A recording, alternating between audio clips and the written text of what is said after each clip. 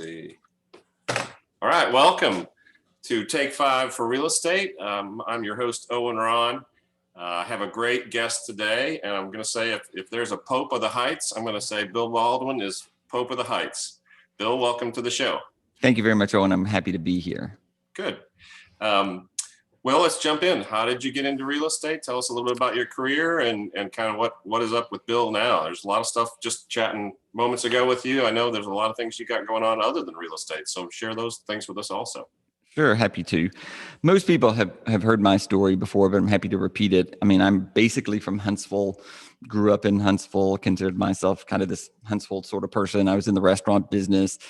I was married, and at age 33, I came out, divorced my wife, and I moved to the Heights because it really reminded me of Huntsville. It was kind of this small town feel, but I wanted to get away from the small town and lose myself into the big city. And I literally chose real estate because it was the easiest way to be self-employed. I did not think I was employable for other people. So I had friends in real estate. I did not have a great impression of real estate in 1997. I thought it was women with bouffant hairdos driving around in Mercedes, because that was just kind of the impression that I knew. But I started over. I moved to a little garage apartment at 1134 Dunbar for $300 a month, with 2 children and not a dime to my name, and started over totally in life. I did not know a soul in Houston, Texas, but really I was the right age, 33. I just delved into my career, making a living and recovering, from just starting over with nothing was very important to me. And it's been a great fit. The Heights was a great fit for me. I mean, little bungalows were about $135,000 back then. My average client was a single female lawyer. She was not threatened by my sexuality. Her boyfriend was not jealous of me, and her parents thought that I could take pretty good care of her at my age. And so really that's how I made a very good living in 98, 99. I got into new construction. I'm pretty good at having a vision. So these old bungalows, you rip out the purple carpet and paint the pink walls, and there's some pretty charming artifacts underneath there. And I had a good vision for those sort of things and a good mindset for what's a good way to spend money or not. So yeah, it's been 23, 24 years here in the Heights. I certainly sell houses otherwise in other areas, but yeah, I'm kind of known today as the king of the Heights. I've been seeing a lot, and in many ways that's good and bad. It's an insult. Many people think that I have changed the Heights. It's not the same Heights that it was in 1997. We did have bars on the windows and chain link fences and Doberman pinschers in about half of those homes that I sold. But it has evolved and it has gotten less affordable and it's gotten less diversified, but it's still a pretty pleasant place to live. And I think given the status of 1997 or 2021, I'll take 2021 any day. Yeah, I agree. I had a house with those burglar bars in Woodland Heights on Ridge. There you go. You know it very well. Yeah.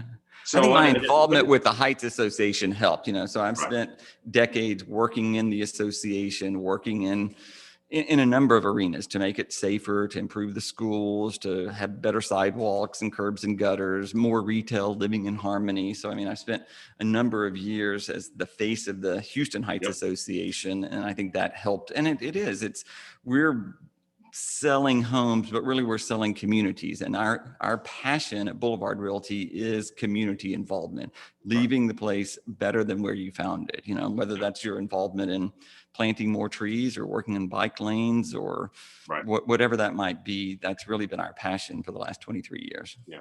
Well, tell us about, you have a podcast you just mentioned, and then we do. Also the free space that you have in your office. Both things are community minded. We're a little strange over here at Boulevard Realty. So one of the things we started early on, for the firm, we have a government affairs person, an employee whose main responsibility is to train and help the agents ask questions how a local government impacts a homeowner or a renter. The city council, the school board, the county commissioner, permitting, minimum lot size and things. And so we've had this government affairs person for a number of years, and then we have a political affairs person on staff. And Mario is also the executive director of Your Houston, which is our nonprofit. And it's a quality of life, issues driven nonprofit. We don't get involved in national items, but things that would impact a Houstonian.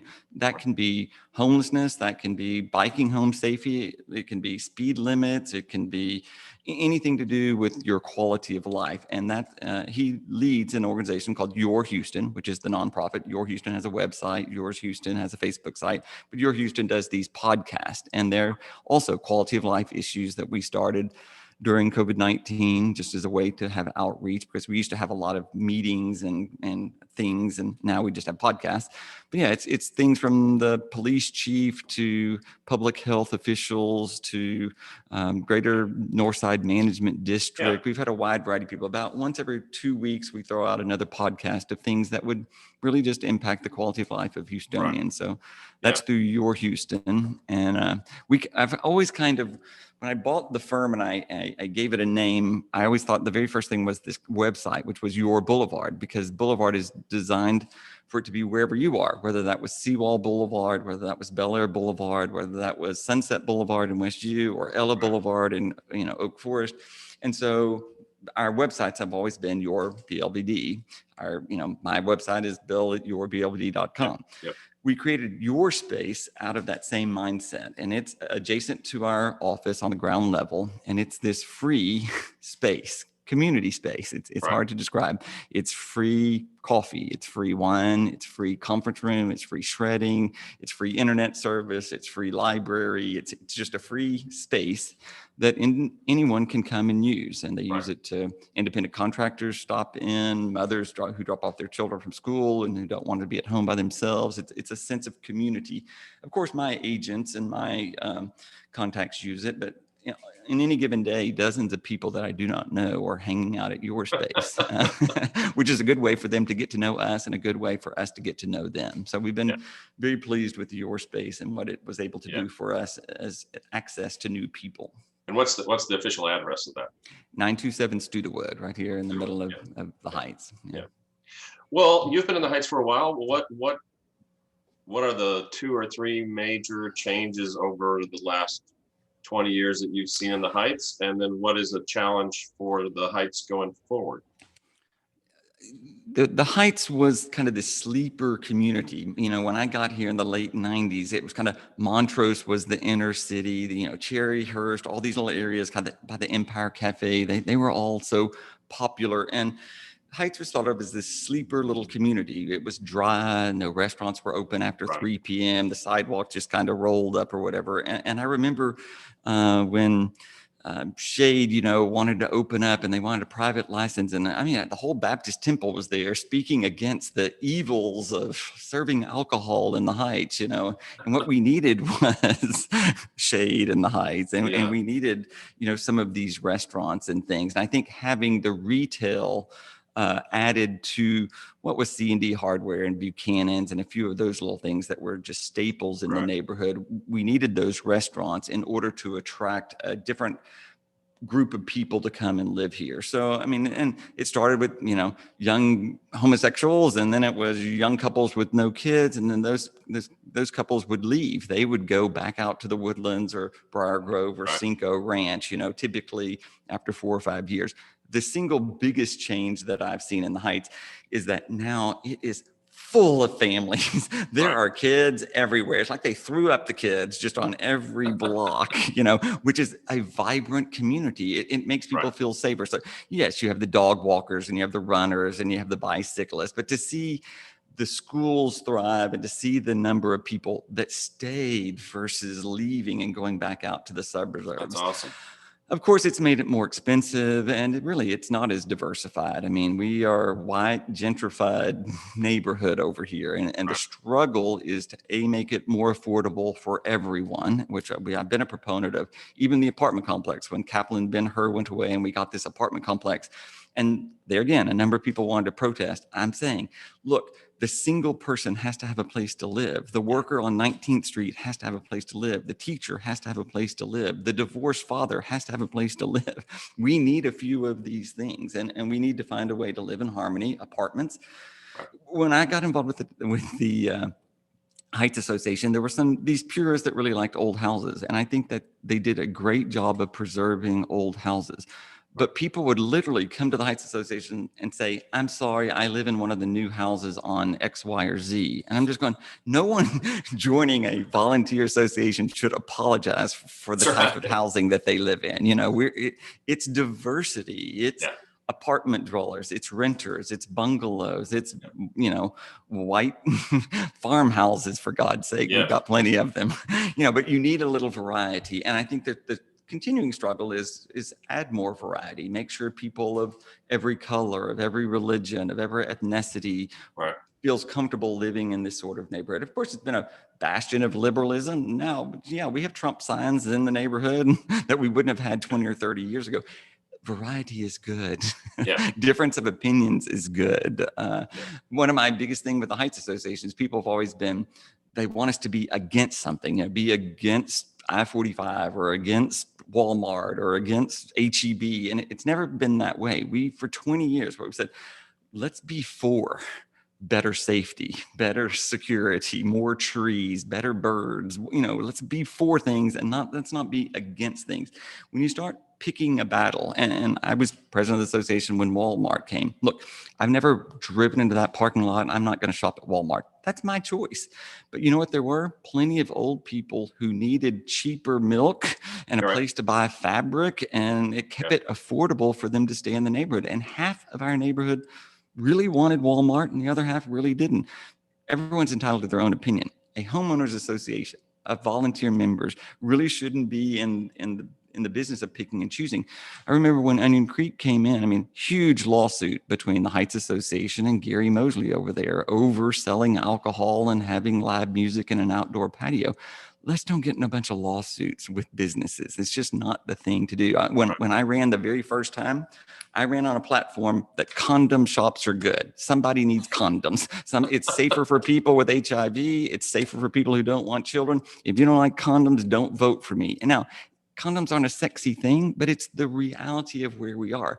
Right. We shouldn't be against condom shops. It's Right. pretty hypocritical to go there. And so I've always been out there as a person, just to kind of say it like it is. And I've pissed off some people and other people kind of like me. So it seemed to work just fine for me. Love it. Been a fan of yours for years. So Thank you. So expanding your footprint, not out of the Heights now, what are the challenges do you see for Houston in general in real estate in the next 5-10 years? Affordability is always going to be a challenge, and that's a challenge in most major urban cores. I think dealing with the reality of climate change and being realistic about Houston and flooding. We are a city that floods. We have always flooded. We are always going to flood. There's no amount of billions or trillions of dollars that are going to keep us from living with water. We just need to live safer with water. We need to learn how to live in harmony with that water. And I think a number of things, I spend a fair amount of my time becoming, I believe, what is the foremost expert on flooding in Houston in real estate. And I teach a class for 3 hours for the Houston Association of Realtors that we've opened up through your Houston to neighborhood associations. Any group that'll listen, we'll go and talk. And it's a 3-hour class about living with water. Harvey was this pivotal moment because we had equitable distribution of pain and suffering. If just Westbury or Meyerland floods, no one in West Houston cares. If just Cinco Ranch floods, no one could care less about that over here in the Heights. But when everyone floods, then you finally get, the stamina to go and do something, city or county wide. And so changing flood maps, changing topography, changing flood insurance programs, we have artificially kept the value of flood insurance so low that people build in high-risk areas because it's $499 for the flood insurance. Well, 60% of the houses that flood in Harris County are not in the 100 or 500-year floodplain, which tells you that you have not mapped accurately in the 100 or 500-year floodplains, and you haven't adequately told people who are buying a home of the risk of flooding. And so dealing with flooding, dealing with affordability, dealing with crime, dealing with homelessness, dealing with these quality of life issues.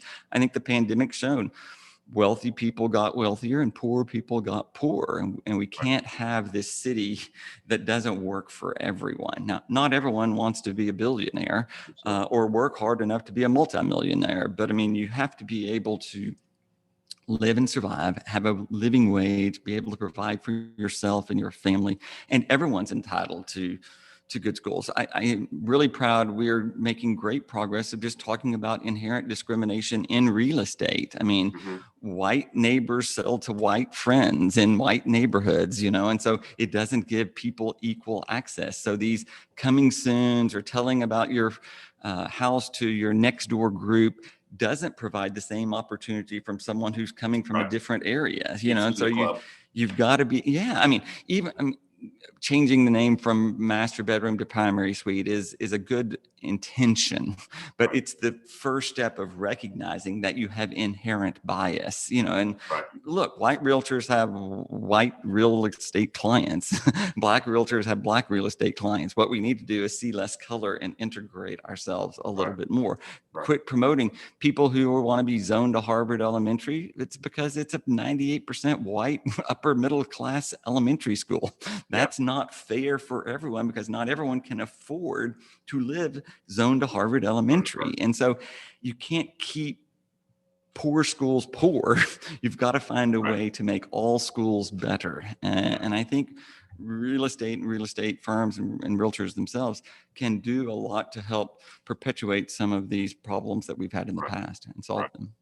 It's hard to get out of the rut and make a It is. substantial change when you've done doing the same thing every day Absolutely. for the last X years. So, That's right. so I have a question. So, we both lived through, everyone lived through COVID, or Yep. not, well, in the real estate industry. What happened at COVID is instantly everything shut down, and all the hockey stick graphs suddenly turned south, and it was terrible. And what's going to happen? And then about a month later, everything ramped up. Home sales started popping, and it became panic buying almost. So why did that happen? What's your opinion on that? And then the second part of that is, I have a lot of people that said, oh, we have all these people that they wanted to live in the hill country, wanted to get the heck out of town because of it, or they wanted to live in the suburbs. Well, at the same time, it seemed like a lot of people wanted to live inner loop too. Yep. So, I mean, was there just a big transition of people, round robin, or what? I think a guess what couple you of think. things. Yeah. After the pause, we were all scared, not only of COVID. Hell, I was scared at minus $37 a barrel for oil. Remember, my life is a lot Right. more impacted by oil than it is COVID in the grand scheme of things. So you had a couple of those things going that put us on pause. But yeah, I think people figured out if they didn't like where they lived, they wanted to do something about it. The first wave we really saw were people in the city, most of them living in very expensive apartments, paying $5,000 for a 2-bedroom on Yale Street, $5,000. You could go to Cinco Ranch or Pearland or the Woodlands and buy a $279,000 house. You're not going to commute anytime soon. And at 2.75% interest rate, your house payment was half of the rent, and you had a yard and a lot more space than you did before. And so we started seeing that in the suburbs just instantly. $229,000 houses going for $240, $299 houses going for $319, because that was the comfort zone. That price point was an easy place for us to instill a little confidence in real estate. And in that apartment complex, look, couldn't use the dog park, couldn't use the gym, couldn't use the swimming pool. Your rent didn't go down by 40% because you couldn't use any of the amenities. So, I mean, that was a problem.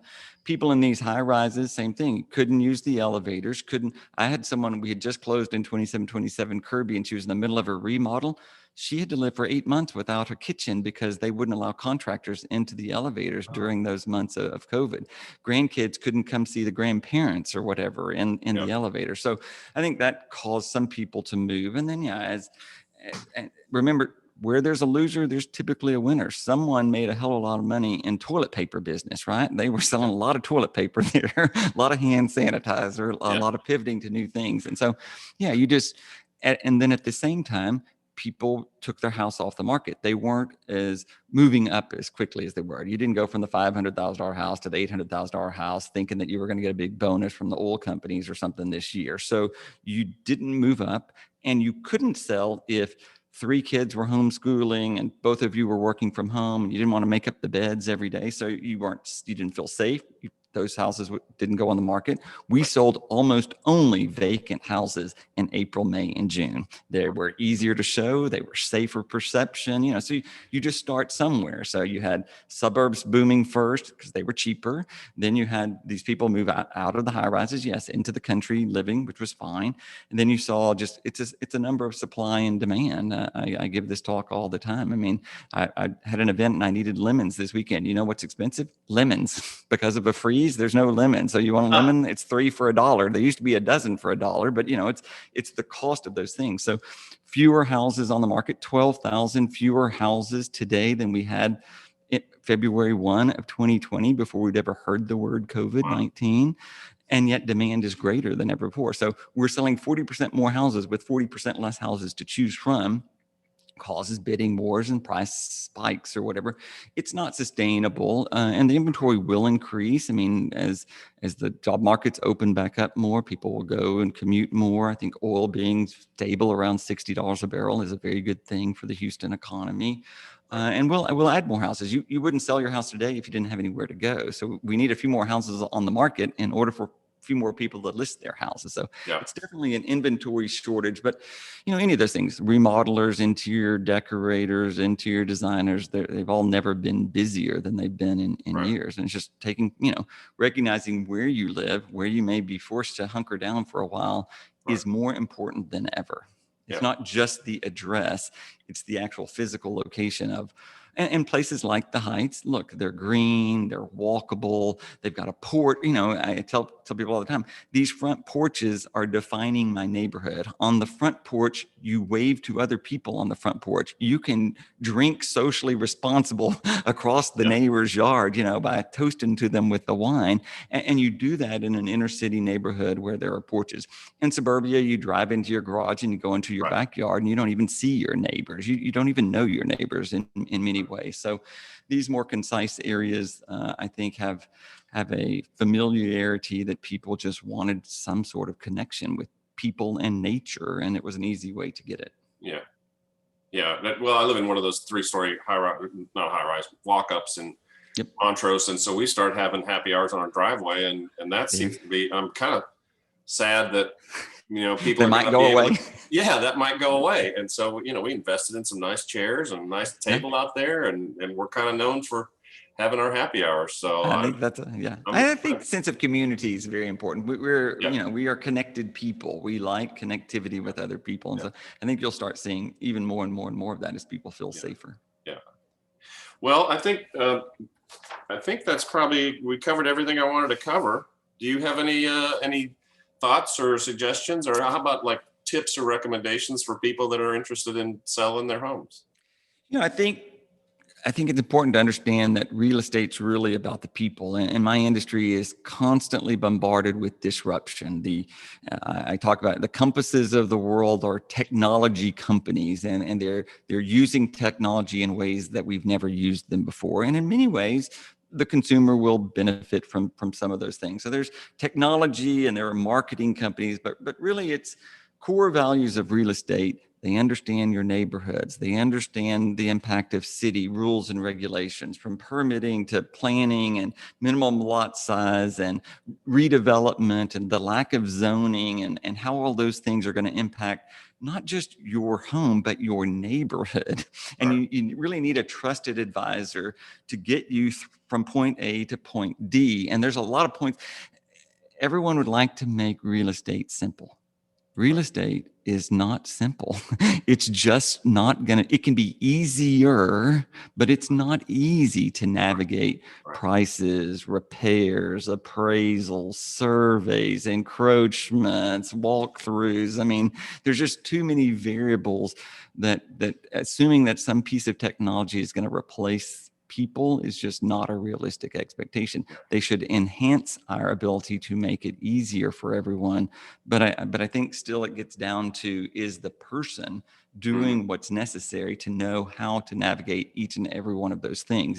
You can't just be single-minded. Our industry is multifaceted, and the individuals have to be multifaceted or have to have help. I mean, look, we have a staff member for every 3 agents, because you know what our agents need? a lot of help.